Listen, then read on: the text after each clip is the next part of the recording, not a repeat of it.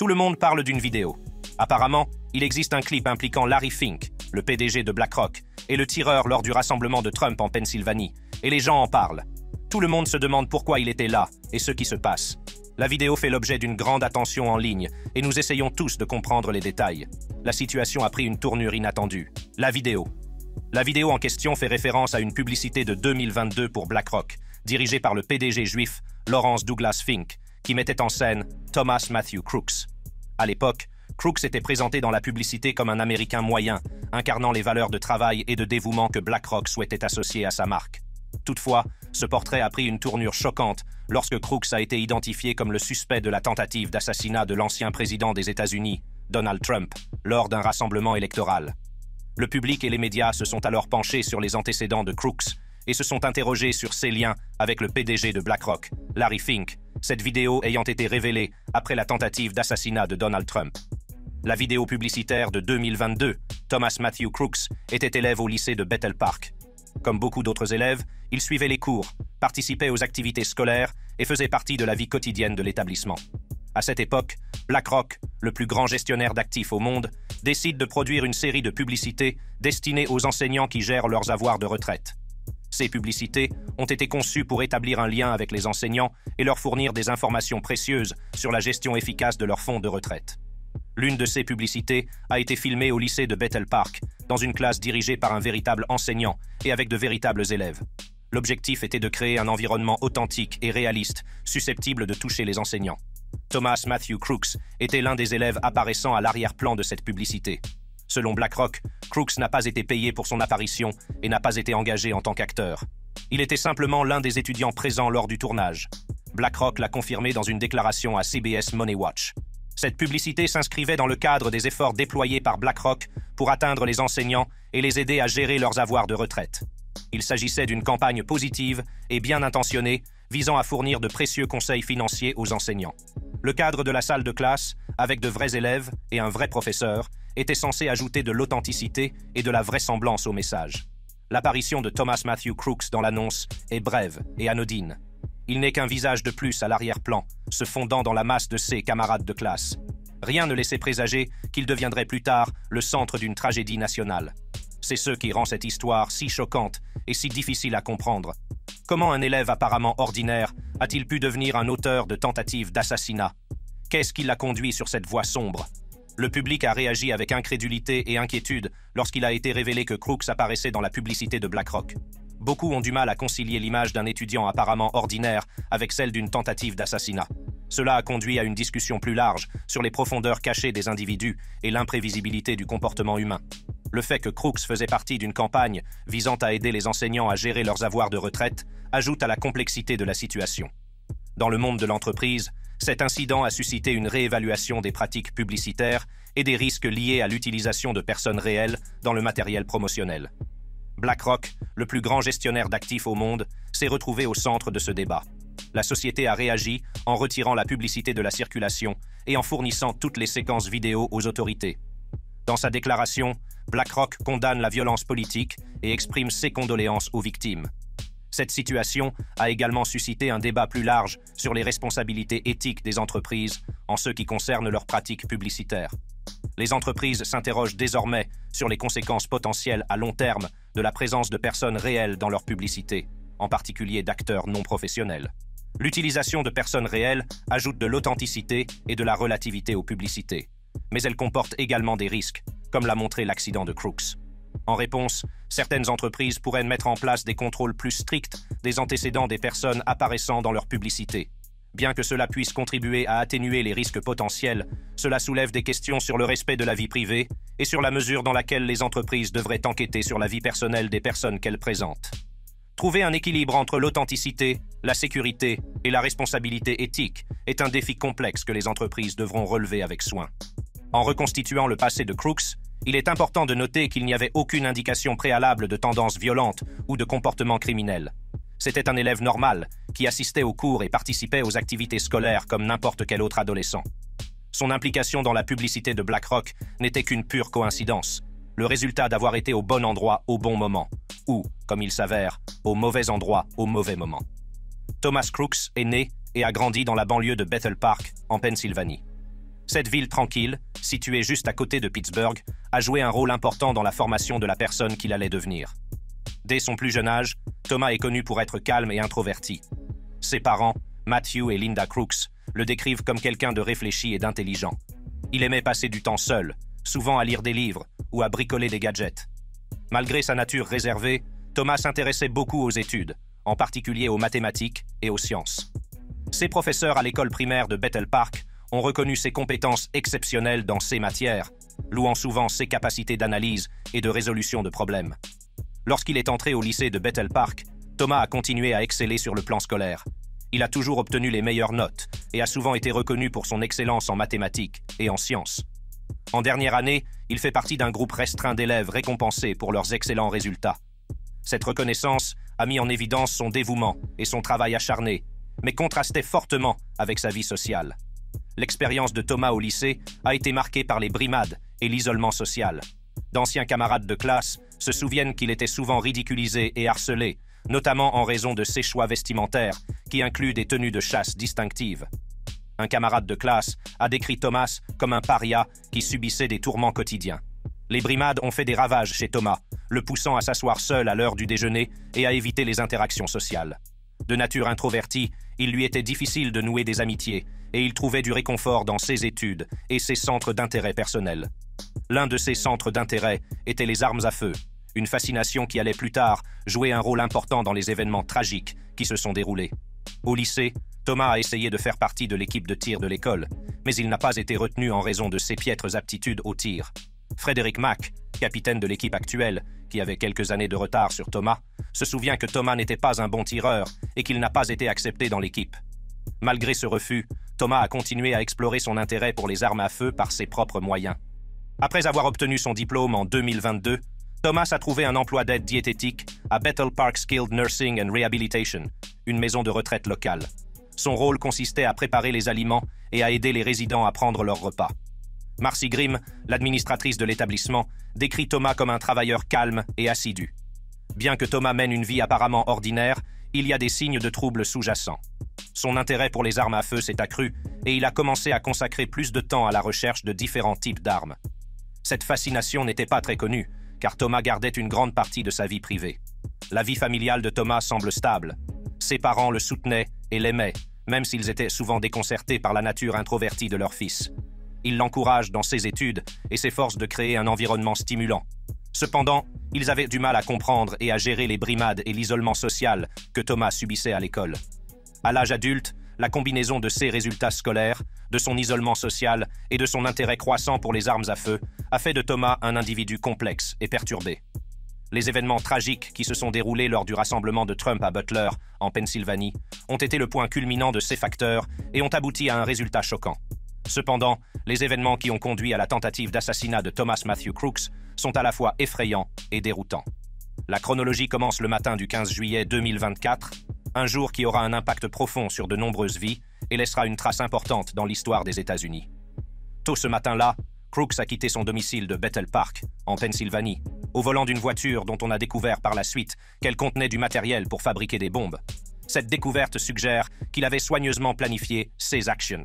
Sa destination était Butler, en Pennsylvanie, où l'ancien président Donald Trump devait tenir un rassemblement pour sa campagne présidentielle républicaine. Au début du rassemblement, des milliers de partisans de Trump se sont rassemblés sur le site du Butler Farm Show, impatients de l'entendre parler. M. Crooks est d'abord passé inaperçu dans la foule, mais son comportement étrange a rapidement attiré l'attention. On l'a vu marcher nerveusement près des détecteurs de métaux, ce qui a conduit certains participants à avertir les forces de l'ordre locales. Malgré le tuyau, les agents n'ont pas pu localiser immédiatement Crooks. Ce dernier a réussi à échapper à la détection et à atteindre une usine de fabrication située à proximité. Il y a trouvé une échelle, est monté sur le toit et s'est positionné de manière à surplomber le rassemblement. Le toit se trouvait à moins de 150 mètres de l'espace de parole de Trump, une distance à partir de laquelle un tireur d'élite peut atteindre une cible. Alors que Trump commence son discours, Crooks se tient à l'affût avec un fusil de type AR. La foule n'a pas pris conscience du danger jusqu'à ce que des coups de feu retentissent, semant le chaos parmi les spectateurs qui se sont précipités pour se mettre à l'abri. Corey Comperatore, un ancien chef des pompiers âgé de 50 ans, a été la première victime. Dans un acte héroïque, il a protégé sa famille des balles, mais a été tué au cours de l'opération. 2 autres spectateurs ont été grièvement blessés. Les services secrets ont rapidement identifié Crooks comme étant la source des tirs. Des tireurs d'élite l'ont pris pour cible et l'ont mortellement blessé avant qu'il ne puisse causer d'autres dommages. Cette action décisive des forces de l'ordre a permis d'éviter d'autres victimes. Immédiatement après la fusillade, M. Trump a été évacué de la scène, ensanglanté par une balle qui lui avait effleuré l'oreille droite. Malgré sa blessure, M. Trump est resté calme, assurant à ses partisans qu'il avait le moral. Il a poursuivi sa campagne et s'est rendu peu après à Milwaukee pour la Convention nationale républicaine. Les enquêteurs ont commencé à reconstituer les événements, le FBI considérant l'incident comme un acte potentiel de terrorisme intérieur. Cependant, aucun motif clair n'a été trouvé. M. Crooks n'avait jamais publié de messages menaçants sur les réseaux sociaux et ses tendances politiques n'étaient pas claires. Bien qu'inscrit comme républicain, il avait également fait un don à un comité d'action politique progressiste le jour de l'investiture du président Joe Biden.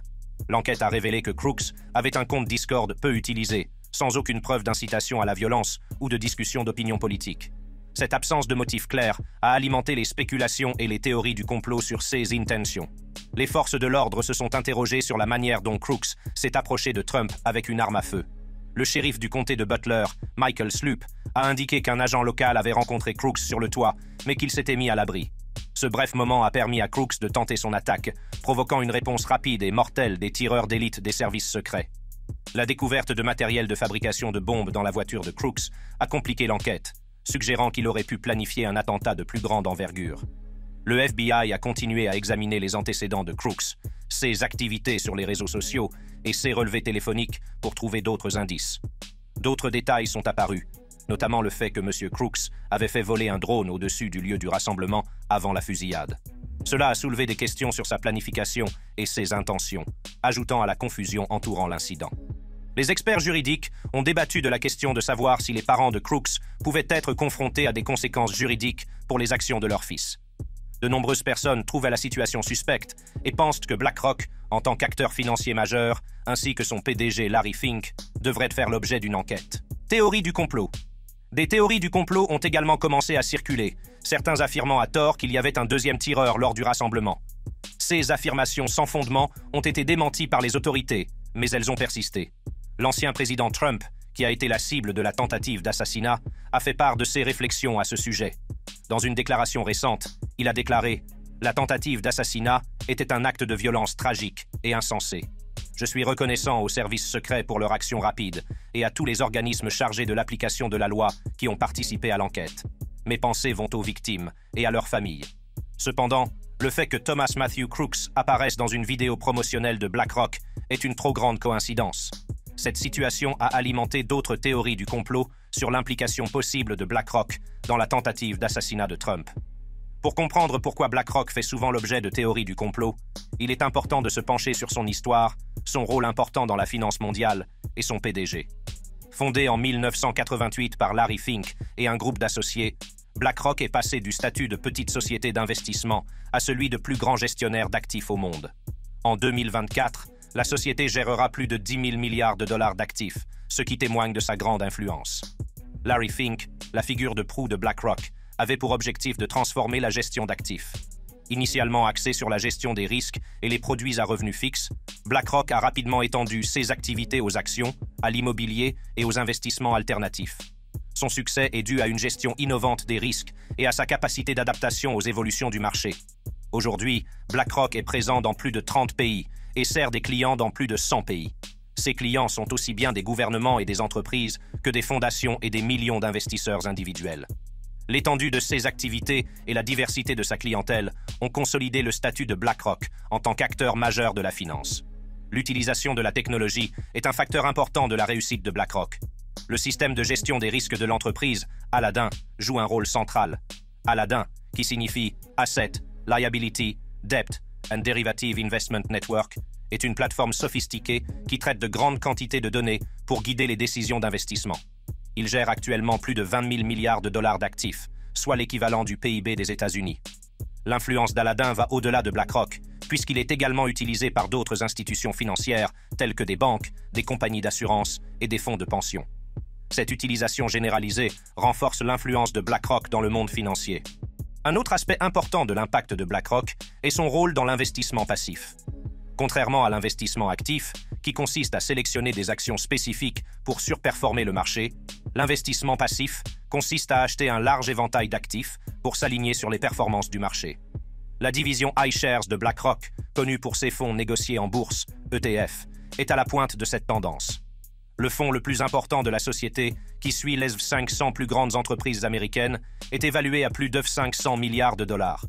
La croissance de l'investissement passif a alimenté l'expansion rapide de BlackRock.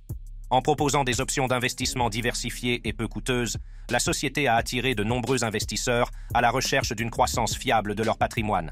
Cela a également fait de BlackRock un actionnaire majeur dans de nombreuses entreprises mondiales de premier plan, ce qui a encore renforcé son influence. Le pouvoir de BlackRock va au-delà des questions financières. En tant qu'actionnaire important, il peut influencer la gouvernance de ses investissements en influençant les politiques des entreprises sur des questions telles que la rémunération des cadres, la durabilité environnementale et la responsabilité sociale. Les lettres annuelles de Larry Fink au PDG, qui décrivent les attentes de BlackRock, sont devenues des événements notables dans le monde des affaires. Dans sa lettre de 2021, M. Fink a souligné l'importance de s'attaquer aux risques climatiques. Il a encouragé les entreprises à dévoiler leurs plans pour parvenir à des émissions nettes de carbone nulles, ce qui a suscité à la fois des éloges et des critiques. Certaines critiques, en particulier de la droite américaine, ont accusé BlackRock de promouvoir le capitalisme éveillé et de défendre un programme politique. Cette perception de BlackRock comme une entité puissante et énigmatique, capable d'influencer les événements mondiaux, en a fait une cible privilégiée pour les théories du complot. Maintenant que nous avons examiné l'influence significative de BlackRock dans la finance mondiale, explorons les théories du complot qui lient la société et son PDG Larry Fink à la tentative d'assassinat de Donald Trump. Ces théories ont suscité une grande attention en ligne, de nombreuses personnes spéculant sur l'implication de BlackRock dans cet événement choquant. Ces théories ont pris de l'ampleur lorsqu'il a été découvert que Thomas Matthew Crooks, le jeune homme de 20 ans qui a tenté d'assassiner Trump, est apparu brièvement dans une vidéo promotionnelle de BlackRock en 2022. Le premier tweet soulignant l'apparition de Crooks dans la vidéo a été vu plus de 17 millions de fois en 24 heures. Des milliers de réponses ont suggéré que la tentative d'assassinat était un coup monté de l'intérieur et qu'il n'y avait pas de coïncidence. Cependant, les théoriciens du complot affirment depuis longtemps que BlackRock manipule secrètement les événements mondiaux à ses propres fins, une croyance particulièrement répandue dans les cercles de droite américains.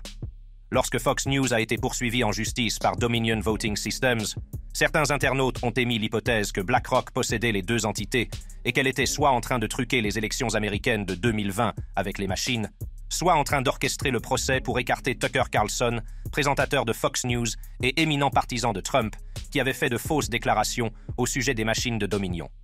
Robert F. Kennedy Jr., candidat indépendant, a propagé la fausse théorie selon laquelle BlackRock achète secrètement la plupart des maisons américaines. De même, Vivek Ramaswamy, qui a d'abord cherché à obtenir l'investiture républicaine avant de soutenir Trump, a décrit BlackRock et deux autres gestionnaires d'actifs comme sans doute le cartel le plus puissant de l'histoire de l'humanité. Ces déclarations n'ont fait qu'intensifier les théories de la conspiration autour de BlackRock. Compte tenu de sa taille et de son influence, BlackRock est une cible facile pour les théoriciens de la conspiration. La société gère plus de 10 000 milliards de dollars d'actifs, détient des parts importantes dans de nombreuses entreprises et joue un rôle de premier plan sur les marchés financiers mondiaux. Ce vaste champ d'action permet aux conspirationnistes de lier BlackRock à pratiquement n'importe quel événement ou entité. L'une des théories les plus répandues est que BlackRock a orchestré la tentative d'assassinat de Trump pour protéger ses intérêts. Les partisans de cette théorie affirment que les politiques et la rhétorique de M. Trump menaçaient les activités mondiales de BlackRock. Ils affirment que la destitution de M. Trump garantit la poursuite de politiques favorables au modèle d'entreprise de BlackRock. Une autre théorie postule que le plaidoyer de BlackRock en faveur des critères environnementaux, sociaux et de gouvernance, ESG, est entré en conflit avec l'administration de Trump. Les lettres annuelles de Larry Fink au PDG, qui mettent l'accent sur le risque climatique et les émissions nettes de carbone nulles. Les théoriciens du complot soutiennent que BlackRock considérait Trump comme un obstacle à ses objectifs ESG et cherchait à l'éliminer. En outre, il existe des spéculations sur les liens entre BlackRock et d'autres entités puissantes. Certaines théories suggèrent que BlackRock fait partie d'une cabale de l'élite mondiale qui contrôle les événements mondiaux depuis les coulisses, en s'appuyant souvent sur des tropes antisémites et des affirmations infondées sur les sociétés secrètes et les gouvernements de l'ombre. Des personnalités comme Russell Brand ont alimenté ces théories. M. Brand a suggéré que les incendies de forêt de 2023 à Hawaï avaient été déclenchés à l'aide d'un laser appartenant à Bill Gates, au profit de BlackRock. Bien que cette affirmation ait été démentie, elle souligne à quel point BlackRock est devenu un point focal pour diverses théories du complot. Toutefois, l'engagement de M. Fink auprès de Donald Trump pourrait être considéré comme controversé. En 2016, il a rejoint un forum d'affaires réuni par le président élu de l'époque, M. Trump, afin de fournir des conseils stratégiques et politiques sur les questions économiques. En outre, la relation entre Larry Fink, BlackRock et Donald Trump est un réseau complexe d'interactions commerciales et d'intérêts communs. Cette relation pourrait influencer de manière significative l'éventuelle nomination de Larry Fink au poste de secrétaire au Trésor. Donald Trump, connu pour son sens des affaires, s'est toujours entouré de personnalités influentes du secteur financier. Larry Fink, en tant que PDG de BlackRock, est l'une de ces personnalités. BlackRock gère une partie du portefeuille financier de Donald Trump, notamment le BlackRock Obsidian Fund, un fonds spéculatif multistratégie à revenu fixe mondial. Le fonds BlackRock Obsidian reflète la confiance que Trump accorde à l'expertise financière de Fink. Ce fonds, connu pour ses stratégies d'investissement avancées, a été crucial pour la gestion financière de Trump. Leur relation va au-delà de simples transactions commerciales. Elle est fondée sur la confiance et le respect mutuel. Le rôle de BlackRock dans la gestion des actifs de M. Trump souligne les liens commerciaux étroits qui les unissent. Cette relation a alimenté les spéculations sur le rôle potentiel de M. Fink dans l'administration de M. Trump. La décision de M. Trump de confier une part importante de sa fortune à BlackRock témoigne de sa confiance dans les compétences financières de M. Fink. Leur relation ne s'arrête pas là. Et même M. Trump et Fink ont discuté de politiques économiques et de stratégies financières sur diverses tribunes. Ce respect mutuel est évident dans leurs interactions publiques, où Trump a souvent fait l'éloge de la perspicacité et du leadership de Fink. On ne saurait trop insister sur l'importance de leurs liens commerciaux. Alors que M. Trump envisage de revenir à la Maison-Blanche, il pourrait être bénéfique d'avoir un conseiller financier de confiance comme M. Fink à un poste clé. Sa connaissance approfondie des marchés mondiaux et sa capacité à naviguer dans des environnements financiers complexes font de lui un atout précieux. L'influence de M. Fink s'étend au-delà des États-Unis. Les activités mondiales de BlackRock et les rôles de conseiller de M. Fink auprès de divers gouvernements et institutions financières font de lui un acteur important dans l'arène financière internationale. Cette perspective mondiale pourrait s'avérer cruciale pour le Trésor américain, en particulier dans un environnement économique en mutation rapide. La nomination potentielle de Larry Fink au poste de secrétaire au Trésor apporterait non seulement une grande expérience à ce poste, mais renforcerait également les liens commerciaux entre le gouvernement américain et l'une des plus grandes institutions financières du monde. Les implications pour les politiques financières nationales et mondiales sont considérables. L'éventualité d'une nomination de Larry Fink au poste de secrétaire d'État au Trésor a suscité de nombreuses réactions de la part des différentes parties prenantes. Les implications politiques d'une telle nomination sont importantes, et les opinions du secteur financier, des personnalités politiques et du grand public sont diverses et souvent polarisées. Dans cette optique, le fait que Larry Fink devienne éventuellement secrétaire au Trésor si Donald Trump est réélu, lui est bénéfique, et il n'y aura pas de raison d'assassiner Donald Trump. Cependant, des théories conspirationnistes ont également affirmé que le fait que Larry Fink soit juif pouvait être considéré comme une autre raison valable d'être impliqué dans sa tentative d'assassinat, étant donné les commentaires antisémites passés de Donald Trump. Tout au long de sa carrière politique, Donald Trump a fait plusieurs commentaires que beaucoup ont critiqués comme étant antisémites. Ces remarques ont non seulement suscité l'indignation, mais ont également eu des répercussions importantes au sein de la communauté juive et au-delà. En 2015, alors que Donald Trump était encore un outsider politique en course pour la présidence, il a fait une remarque controversée lors d'un discours devant la coalition juive républicaine. Il a suggéré que le public juif utilisait l'argent pour contrôler les politiciens, laissant entendre que les juifs exerçaient une influence indue sur les personnalités politiques. Cette remarque s'inscrivait dans le cadre de stéréotypes antisémites de longue date sur les juifs et l'argent, qui ont toujours été utilisés pour marginaliser et vilipender les communautés juives. Ces stéréotypes ont des racines historiques profondes. L'idée que les juifs possèdent un pouvoir financier disproportionné est un thème récurrent de la propagande antisémite. Depuis l'Europe médiévale, où les juifs étaient souvent tenus pour responsables des difficultés économiques, jusqu'au protocole des sages de Sion, un document fabriqué de toutes pièces qui prétendait à tort qu'il existait une conspiration juive pour dominer le monde, ces mythes préjudiciables ont perduré. En invoquant de tels stéréotypes, le commentaire de M. Trump a puisé dans un puits de préjugés qui a eu des effets dévastateurs sur les communautés juives tout au long de l'histoire. Au fil de la présidence de Trump, ces remarques controversées se sont poursuivies. En 2019, il a de nouveau fait les gros titres en suggérant que les Juifs qui votent pour les démocrates sont très déloyaux envers Israël. Cette déclaration a été largement critiquée pour promouvoir le trope antisémite de la double loyauté, qui implique que les Juifs sont plus loyaux envers Israël qu'envers leur propre pays. Cette accusation a toujours été utilisée pour remettre en question le patriotisme des citoyens juifs et justifier leur exclusion de la vie politique et sociale. Le commentaire de M. Trump est intervenu au cours d'une période de polarisation politique accrue aux États-Unis. La communauté juive, comme beaucoup d'autres, était divisée selon des lignes partisanes.